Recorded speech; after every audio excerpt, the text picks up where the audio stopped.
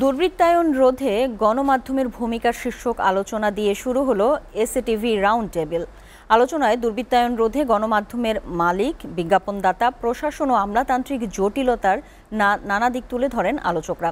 অনুষ্ঠানে SA group of কোম্পানিজের chairman Salauddin Ahmed বলেন, গণমাধ্যমের কাজ সত্য তুলে ধরা আর দুর্বৃত্তদের বিরুদ্ধে ব্যবস্থা নেওয়া রাষ্ট্রের দায়িত্ব। এছাড়া গেল ১৬ বছরে গণমাধ্যমের কণ্ঠ রোধ করা হয়েছে বলেও মন্তব্য করেন তিনি।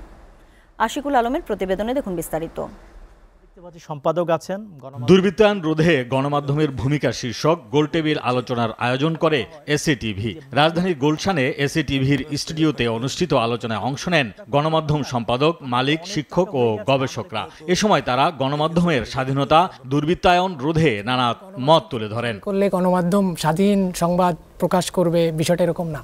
আমাদের আরো অনেকগুলো প্রতিষ্ঠান আছে, সেগুলা যদি দুর্বল থাকে আপনি কখনোই সত্য সাংবাদিকতা করতে পারবেন না। আমাদের অন্যান্য প্রতিষ্ঠান যারা আসলে রাইটস প্রোটেক্ট করেন, জনগণের প্রত্যাশাটা আসলে কোথায় ছিল, কোন জায়গাটা ছিল, এটা কিন্তু আসলে আমরা কখনোই কিন্তু সেভাবে দেখিনি। এবং এটা মূল কারণটা হয়ে গেছে যে অতি রাজনীতিকরণটাই কিন্তু আসলে সবকিছুর ভিত্তি। সাংবাদিকদের নিরাপত্তা, সংবাদ প্রচারে প্রতিবন্ধকতা, বিজ্ঞাপনদাতাদের প্রভাব নিয়েও কথা বলেন বিশিষ্টজনরা। বিজ্ঞাপনদাতারা অনেক সময় সংবাদপত্র এবং সংবাদ মাধ্যমকে প্রচুর পরিমাণে প্রভাবিত করেন। বিজ্ঞাপনদাতা নানান অন্যায় করেন, কিন্তু সেটার বিরুদ্ধে সংবাদপত্র যেতে পারে না, যেতে চায় না। এবং কোনো সময় এরকমও হয়েছে যে সংবাদপত্র স্বীকার করে যে আমরা বিজ্ঞাপনদাতাকে আমরা বিচার করি না, অন্যদেরকে বিচার করি। দেশ এবং জাতির স্বার্থে গণমাধ্যম কাজ করবে, ক্ষমতাকে প্রশ্ন করবে। প্রত্যেকটা সেক্টরে এখন দুর্বৃত্তায়নে ঘেরা। আপনি গণমাধ্যম তো ল্যাংড়া, গণমাধ্যমের তো আপাতমস্তক করতো। আপনি এই গণমাধ্যম দিয়ে কি করে আপনার এই দুর্বৃত্তায়ন রোধ করবেন? আর দুর্বৃত্তায়ন রোধ করা একটু সহজ হতো যদি পলিটিক্সটা গণতান্ত্রিক থাকতো। সাংবাদিকতায়ও দুর্বৃত্তায়ন ঢুকছে, আমলাতন্ত্রেও দুর্বৃত্তায়ন ঢুকছে, রাজনীতিতে তো দুর্বৃত্তায়ন আমরা এখন সবচেয়ে বেশি চর্চিত একটা বিষয়। এই দুর্বৃত্তায়নের জায়গাটা ভাঙার জন্য গণমাধ্যমই হচ্ছে একটা জায়গা। কারণ গণমাধ্যমকে আমরা ধরি একটা পাওয়ার হাউস, সমাজের সবচেয়ে বড় পাওয়ার হাউস। কোনো রকম এজেন্ডাকে মাথায় না রেখে গণমাধ্যমকে একেবারেই নিরপেক্ষ একটা জায়গা থেকে কাজ করা।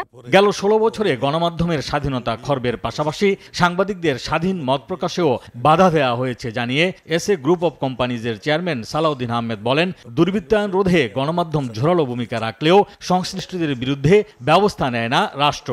আজকে আমরা গণমাধ্যম এবং আমাদের দুর্বৃত্তায়নের যে কথা বলা হয়েছে, আমরা গণমাধ্যম তুলে ধরব।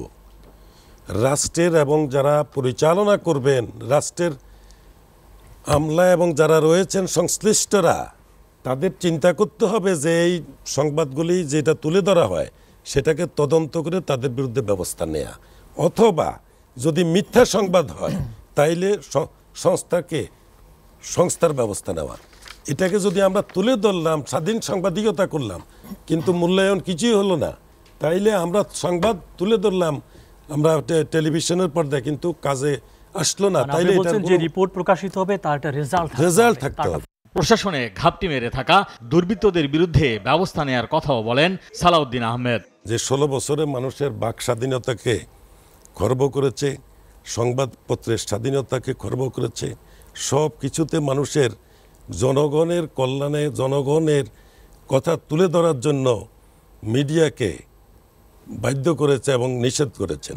আশিকুল আলম, এসএটিভি, ঢাকা।